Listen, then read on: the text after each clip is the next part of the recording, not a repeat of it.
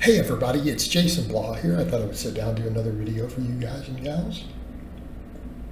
I'm gonna sip of my water, get my radio voice going. It's my second one of these, or that's why the glass is getting low. I had someone ask me in the comments, hey, since you're training mostly for aesthetics, hypertrophy conditioning, with just a very small strength focus, because I am doing some heavy singles, why aren't you using like a push-pull legs? Why are you sticking with upper lower? And it's actually very simple. It's very, very simple. I love being able to do supersets for opposing muscle groups. All right, I love being able to do the supersets and the trisets. It was something that I found really valuable as my physique started to change last year. Most of my upper body stuff, I did it with a little lower body. And as I really increased that volume, I found it created great efficiency in my workouts and improves conditioning. Okay, and that really is a big part of it, because if I did something like push-pull legs, it would be pretty much a 3-day bro split. It really would. It would have to be by necessity. Or my options would be a leg day, a chest and back day, and then like an arm day. Maybe an arm and even delt day or whatever, right? That's what I would end up having to do. And it would all be a once a week thing. But I feel like the overall, and the reason it would need to be that way, because I don't think we need to be lifting more than about 4 days a week. I've done very high frequency training. One of the things that I will say as an older lifter, we need those down days. Our connective tissue, our tendons benefit from us having downtime. So if we're doing a push-pull legs twice a week, and I really do like the twice a week frequency, I feel like most muscles really do maybe have a little more potential. They have a little more potential that way. So if you do a push-pull legs to get them twice a week, you're then doing 6 days a week. And ultimately, I feel like really the upper body, I think your elbows and shoulders and everything, this can become problematic just in terms of minimal downtime to recover and rest. Whereas then I get 3 days off from lifting on an upper lower 4 day. That's a big part of it. So then the other option would be, well, you could do the 1 day, but then we come over to, I don't know that that would work. Like it would need to be a body part split at that point. And because the opposing muscle groups, that's kind of a big deal. In other words, the ability to do quads and hamstrings back and forth. Okay, so you guys see me doing the belt squat and the glute ham raise, and then even doing calves as a tricep. All right, this lets us get a lot of training volume in quicker. It lets us get sufficient time between the exercise to keep performance high set to set while bringing our workout hours down. All right, and that's a big deal. Same thing with the upper body for pushing and pulling, and then biceps and triceps. So I find that there's a good conditioning component to it, particularly when we're doing 10 plus rep sets. All right, it helps keep your conditioning up. It gives you some extra cardio, and it's fairly high intensity cardio, and definitely on the leg days. So I have 2 days of free cardio thrown in because I am doing a quad, a posterior chain movement back to back, and then calves. My heart rate stays up quite a bit. It's almost like some HIIT cardio being thrown in. And then especially those last exercises, when I'm doing like 30 rep sets, 30 reps for quads, 30 reps of reverse hypers, 30 reps for calves, back to back to back. All right. With the lower body, it helps with heart rate. It helps with overall conditioning. I think there are good metabolic benefits to this, and I don't want to lose that. Okay.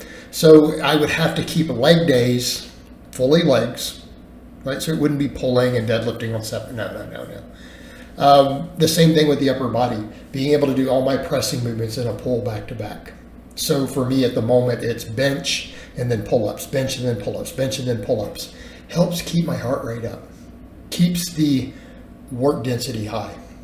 So if we're trying to get into shape, this is of massive benefit. Plus, we have the benefit of keeping a better pump because, again, we are stretching and getting blood flow to the antagonistic set in between. So while we're doing our pull-ups or our rows, our pecs and front delts and everything are being stretched. They're getting blood flow, recovery. The same thing with the arm work. The arm pump is tremendous. Being able to do triceps and biceps back and forth. absolutely accentuates the pump that you get.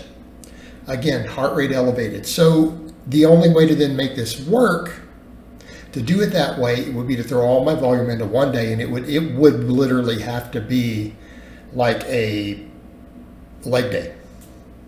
Okay, so if I'm on deadlift or whatever, it's still going to be in there. Then it would end up being a chest and a back day. So I wouldn't do push-pull legs. It would need to be a chest and a back day, and then maybe an arm and a shoulder day. It would end up turning into essentially a body part split. It really would. That's what it would end up being. And I'm not saying I will never go in that direction, because there is some data that can work, even without using large amounts of gear. So there is that to think about, but therein lay the problem. I don't like push-pull legs because I'm losing all those benefits. Now, if we were talking purely about powerlifting, a 3-day push-pull legs could make sense if we don't care about conditioning and that efficiency, because then you have a squat, bench, and deadlift day. Push-pull, get a push-pull in legs. Okay? And then you would do the accompanying work. But from a hypertrophy perspective, I'm not liking that because I'm losing those antagonistic supersets. And you don't get the same thing. You're not going to go a belt squat and a leg extension after. This doesn't work the same. You don't get the same benefit. So I'm not seeing the benefit in doing so. And by doing it the way that I'm doing it, I can still train every muscle twice a week. I still get 3 days off from lifting to recover, right? So all my tendons have time to recover. And I get to do the antagonistic supersets, which again has a fantastic conditioning component. And that's really what it comes down to. So ultimately, if I were to deviate into a split because I really think those things bring a lot to the table, it would end up having to be, like a chest and a back day. It would be a lower body day, and then there'd probably be like an arm day, and then throw delts in or whatever there. I mean, that would be the only way it would work and really make sense, so that I could keep doing those supersets, right? So that is the reason why I'm doing it that way. And again, I'm perfectly fine with someone. I could totally program that other just fine. But I'm really comfortable with the upper lower. So many of my clients get fantastic progress. I'm comfortable programming it. I like the twice a week volume of everything, right? It works, it's effective, and I know how to program it for a variety of goals. And I'm not saying that we need to never try new things or think outside the box, but it works. And if it's not broke, don't fix it. And I can incorporate all the elements that I want into that programming style. All right, guys, but that's really all I have to say on that today. I hope it's been informative, and I'll talk to you guys next time.